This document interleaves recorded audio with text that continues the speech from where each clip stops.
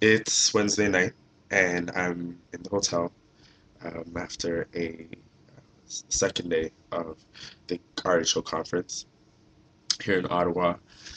Um, I have to say, I've not really gone to as many things as I thought I was going to go to see at the conference. I spent a lot of this time by myself. Um, what I was really thankful to be able to see today, however, at the conference, and what I thought was an amazing start to the conference was the opening plenary by Trey Anthony and Notisha Massaquoi. Notisha Massaquoi is the executive director of Women's Health and Women's Hands, a women's only clinic in the heart of Toronto. And Trey Anthony um, is, of course, writer, director, playwright. I'll call him that. Writer, director, producer, playwright, and apparently soon to be author and friend of mine. It was amazing. I actually almost cried this morning. Natisha spoke about multiple stories and that we basically create ourselves through story, and that everybody sort of lives in these multiple stories. The stories we tell ourselves about ourselves, the stories that we tell others about ourselves, and the stories that others tell about us. And particularly as it relates to the stories that we tell ourselves and tell others, um, our work really is in getting those stories aligned.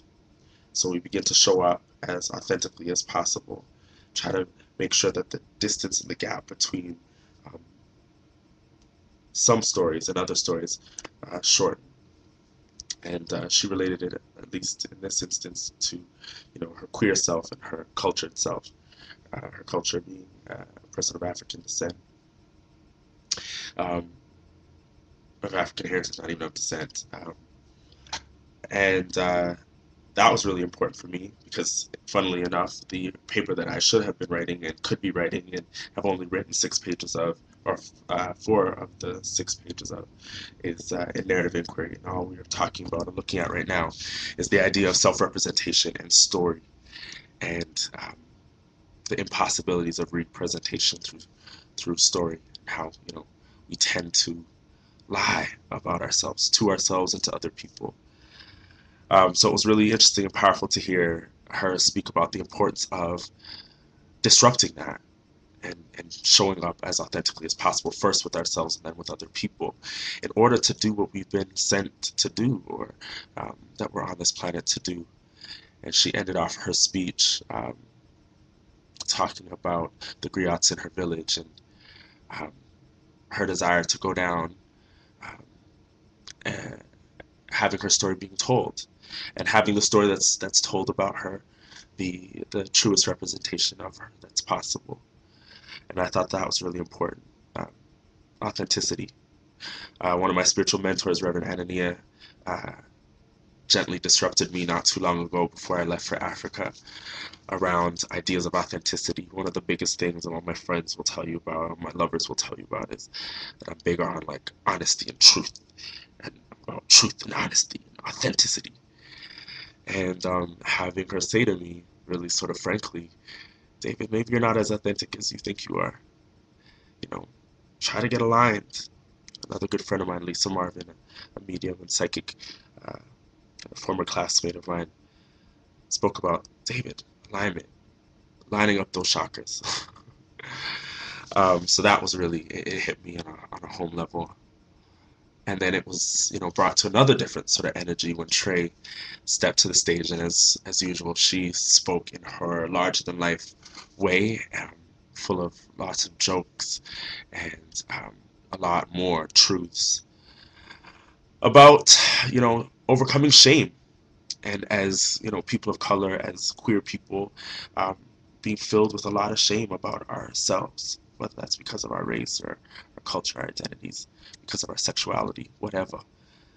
And this fits with a lot of things I've been looking at in terms of the works of Dr. Alan Downs, who wrote The Velvet Rage, and some of the stuff he's talked about shame-based trauma and how a lot of us are living from shame without even realizing it.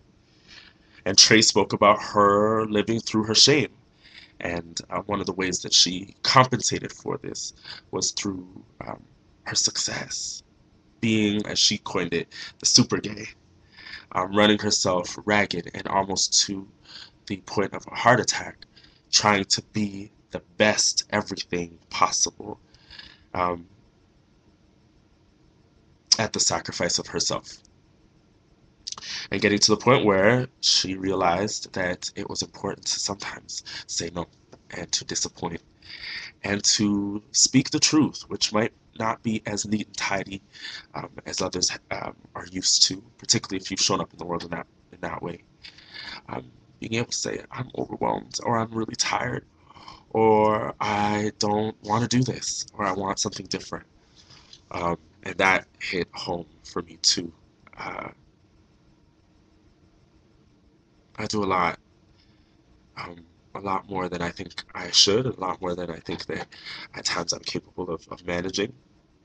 And that has a lot to do with my own stuff around, my own particular values and what I think is important, what I've learned to prioritize. And it's been at the disservice of myself sometimes. And if I was an accountant or if I was a line cook, maybe I could ignore that. But I have chosen two professions that make it nearly impossible to be such a flipping hypocrite. um, as a counselor, um, and as a minister, I've committed my life to helping others through stuff. Now that's amazing, and I think I'm pretty damn good at what I do. Um, but I'm also not always good at drinking my own Kool-Aid sometimes and listening to my own lessons.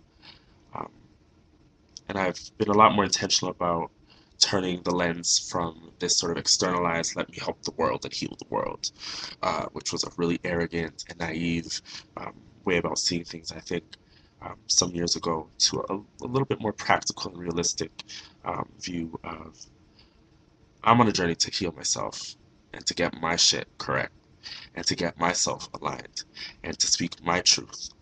And in doing that, my hope is that I can help other people through similar or sometimes dissimilar walks and processes.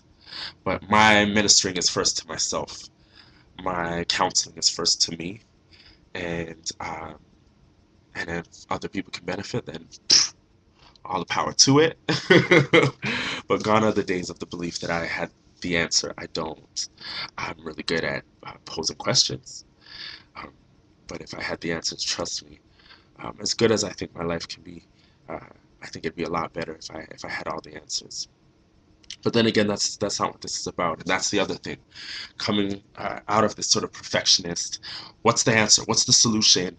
What can I do to get to that line? And realizing that there is no finish line, that there is no perfect answer, that there is no perfect product, that this process is a never-ending process, and it's one that requires that I work it, that I just work it without any guarantee of a clean and tidy solution and outcome, just that I work the process to the best of and most authentic of uh, my abilities. So thank you, Trey and Notisha, for getting me in the right headspace. I'm trying not to fall asleep. I'm trying to actually write the last few pages of this paper and edit it and get it in as it should have been yesterday, but I blamed my cold, which miraculously has disappeared, which is completely annoying because now it really means that I have to focus and get this thing done. But accountability, bop bop, accountability. So that's my day two in Ottawa. I hope everyone's doing well. I'm Pastor Peart, and that's all I got for today. Stay blessed and impressed.